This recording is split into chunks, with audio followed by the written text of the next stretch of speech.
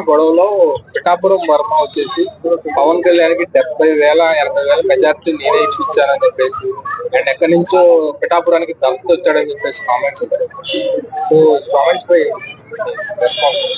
నేను ఒకటే చెప్పదలుచుకున్నానండి, వర్మ గారు ఇదంతా చేస్తున్నది ఆయనకి ఇంతవరకు ఇంకా మంత్రి పదవి అనేది ఇవ్వలేదని చెప్పేసి.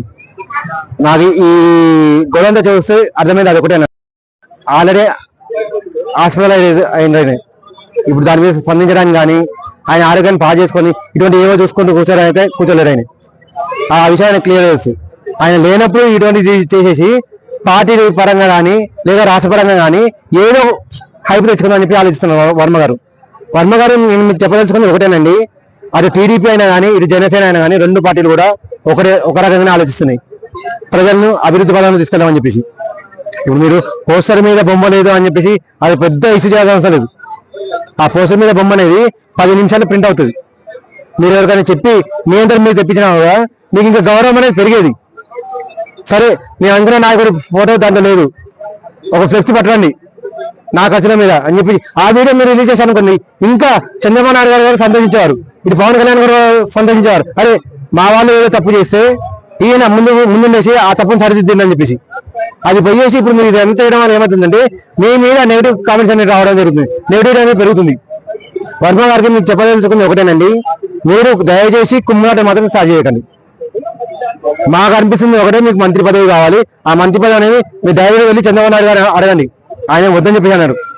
మీరు 70,000 మెజార్టీ అంటారా 80,000 మెజార్టీ అంటారా, అది మీరు ఉన్నా లేకపోయినా పవన్ కళ్యాణ్ గారు అని నెక్స్ట్ టైం ఖచ్చితంగా గెలుచుకుంటారు. సరే ఫస్ట్ టైం మీరు చేసిండు కాదంటలేదు, ఇప్పుడు చేయాల్సింది కుమ్ములాటలు వద్దు, మీకు కావాల్సింది అడుక్కోండి. సారీ అడుక్కోండి అంటే గెలుచుకోండి, అడుక్కోండి అంటే మళ్ళీ తప్పు అనుకుంటారేమో, గెలుచుకోండి అంతే.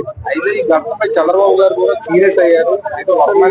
వర్మని పార్టీ నుంచి సస్పెండ్ చేస్తారు, సస్పెండ్ చేస్తే వైసీపీలోకి వెళ్తారా? నేను చెప్పేది ఒకటేనండి, ఇప్పుడు వర్మ గారు చేసిన అనాలోచిత చర్య అన్నట్టు ఇది.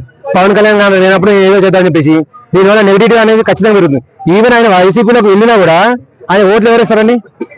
ఇప్పుడు రెండు పార్టీలను చెడు చేద్దామని చెప్పి ఆలోచించిన పర్సన్ కి రేపు ప్రజలు ఓటేస్తారా? తన ఓటు పర్సెంటేజ్ ఎంత ఉన్నా కూడా వాళ్ళలో 50% ఆటోమేటిక్ తగ్గిపోతారు నెగిటివ్ వచ్చిందంటే. ఇటు పవన్ కళ్యాణ్ గారి పాజిటివిటీ అనేది ఓన్లీ ఆంధ్ర కాదు, తెలంగాణ దేశం మొత్తం పాకింది. ఆయన కర్ణాటక ఎలక్షన్స్ కూడా సాధిస్తున్నారు, తమిళనాడు ఎలక్షన్స్ కూడా సాధిస్తున్నారు.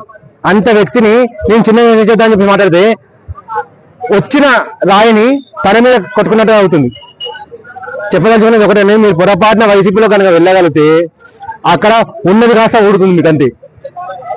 ఇక్కడ చంద్రబాబు నాయుడు గారి దగ్గరికి వెళ్ళండి లేదా పవన్ కళ్యాణ్ గారి దగ్గరికి వెళ్ళండి, ఇద్దరు కూడా సానుకూలంగా స్పందిస్తారు. అందులో వాళ్ళిద్దరికి భేదాభిప్రాయాలు అనేది ఏమి లేవు.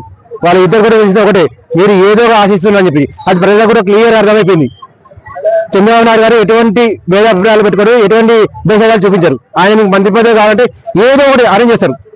ఆయన ఎన్ని ఉన్నారు, ఎంతమంది చూసిన వాళ్ళు ఆయన అర్థం చేసుకుంటారు. వెళ్ళి కలవండి, ఇటువంటి భేషాలు మాత్రం పెట్టుకోకండి. థ్యాంక్ యూ అండి.